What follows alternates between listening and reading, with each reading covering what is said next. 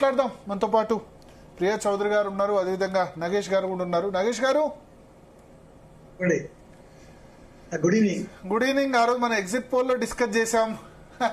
So axis my India exit poll మా తమిళ editor గురించి కూడా నేను చెప్పాను. అప్పుడు ఆయన 35 మందిలో 31 మంది ఓటేశారని చెప్పారు. చాలా సర్ప్రైజింగ్ అనిపించిందని చెప్పి. సో ఇంకేం కారణాలు అంటే అసలు ద్రవిడ పార్టీలు కాదని డిఎంకే అన్నా డిఎంకే కాకుండా వేరేది అధికారంలోకి వస్తుందని ఎవరు ఊహించని పరిస్థితి. కానీ ఒక వ్యాక్యూమ్ ఉందని విజయ్ నిరూపించారు. డెఫినెట్లీ అండి. ఇప్పుడు ఈ ద్రవిడ పార్టీలతో కొంచెం జనాలు ఇంకా వాళ్ళ కాలం చెల్లింది, ఇంకా వాళ్ళతో విసిగిపోయి ఉన్నారు. ఎందుకైతే చెప్పింది మళ్ళా దాని తర్వాత మీరు చెప్పింది చాలా ముఖ్యమైన పాయింట్ అండి.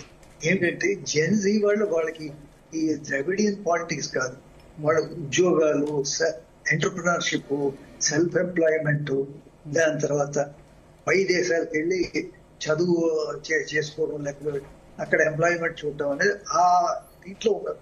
రెండో పాయింట్ కూడా మీరు చాలా కరెక్ట్ గా చెప్పారు, ఇది అర్బనైజేషన్.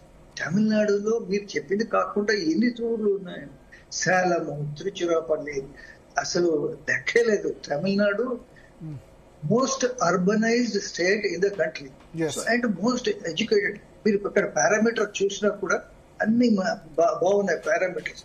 సో వాళ్ళు ఏంటంటే ఈ స్లోగన్స్ ఏవైతే ఉన్నాయో, ఈ ద్రవిడ స్లోగన్స్ తో వాళ్ళకి ఇంకా అయితే అవసరం లేదు వాళ్ళు. రెండోది యూత్ కాకుండా ఉమెన్ చాలా పెద్ద ఎత్తున ఓట్ చేశారండి. మీరు వాళ్ళ ఈయన మీటింగ్స్ చూస్తే మహిళలు బాగా పెద్ద ఎత్తున వచ్చారు. ఇక మహిళల రెస్పాన్స్ కూడా చాలా ఎక్కువగా ఉంది. దాని తర్వాత డిఎంకే ఒక పొరపాటు చేసింది. ఏమిటంటే మొత్తం అంతా ఇష్యూస్ అంత నేషనల్ ఇష్యూస్ మీద, ఏది హిందీ మీద, లేకపోతే సౌత్ వర్సెస్ నార్త్ మీద, సౌత్ కి అన్యాయం జరుగుతుందా, సరే ఇవన్నీ ఇష్యూస్ రైజ్ చేయవలసిందే. బట్ దీనివల్ల ఏమైందంటే లోకల్ ఇష్యూస్ ఏవైతే ఉన్నాయో అవి సరి అయిన తరాలు హైలైట్ కాలేదు. మూడోది ఏమిటంటే ఈయన తన కొడుకుని ఏదైతే ఉప ముఖ్యమంత్రిగా చేశాడో అది పార్టీ లోపల డిఎంకే పార్టీలో అదే బెంగుడు పడలేదు చాలా మంది నాయకులకి, ప్రజలకి కూడా. ఎందుకంటే అతను కుర్రాడు, ఇంకా సమయం ఉంది అతను పాలిటిక్స్ లో రావడానికి, పదవుల కోసానికి. ఆయన ఇచ్చేసాడు. దాని తర్వాత ఏంటంటే ground level coordination DMK cadres లో కానీ, డిఎంకే ఎలైన్స్ లో కానీ.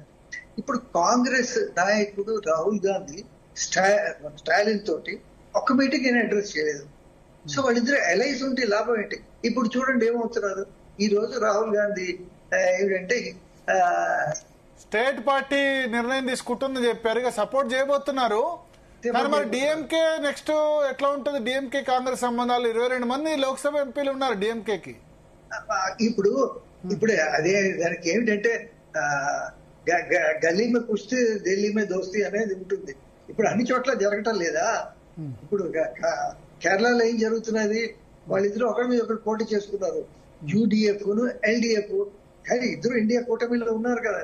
బెంగాల్లో ఏం జరిగింది, రాహుల్ గాంధీ బాగా ఆమెని, మమతా బెనర్జీని విమర్శించారు. బట్ ఏమై ఢిల్లీలో ఇండియా కూటమి నుంచి ఆవిడ బయటకు వెళ్ళగలరా? ఇప్పుడు ఆవిడకి మరీ అవసరం ఇప్పుడు కాంగ్రెస్ కానీ ఇండియా కూటమి కానీ. సో దానికి దీనికి సంబంధం లేదు.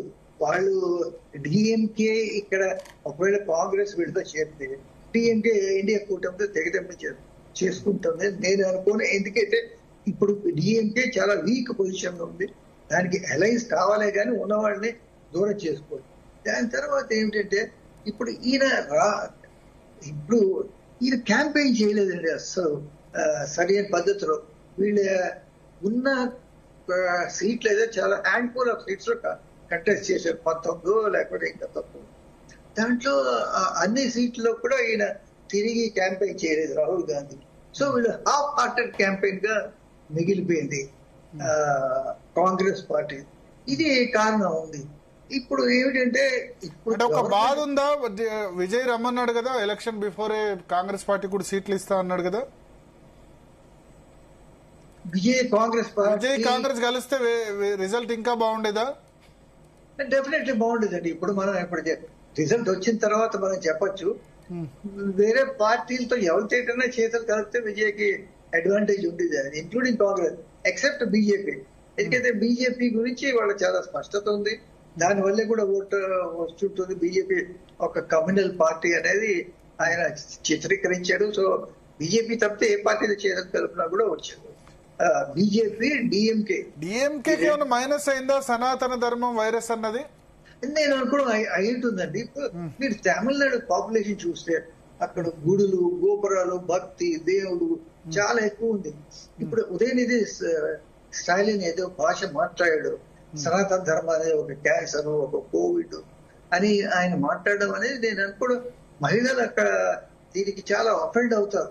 సరే వీళ్ళు రేషనలిస్ట్ పార్టీ అయిండొచ్చు, అంతా అయిండొచ్చు, బట్ హిందూ దేవుణ్ణి, హిందూ మతాన్ని బహిరంగంగా ఒకరోజు కాదు ప్రతిరోజు ఉదయనిధి స్టాలిన్ తిట్టడం అనేది నేను అనుకోవడం ప్రజలకి అది మిగుడు పడలేదు. Okay okay yes Priya Chowdary గారు.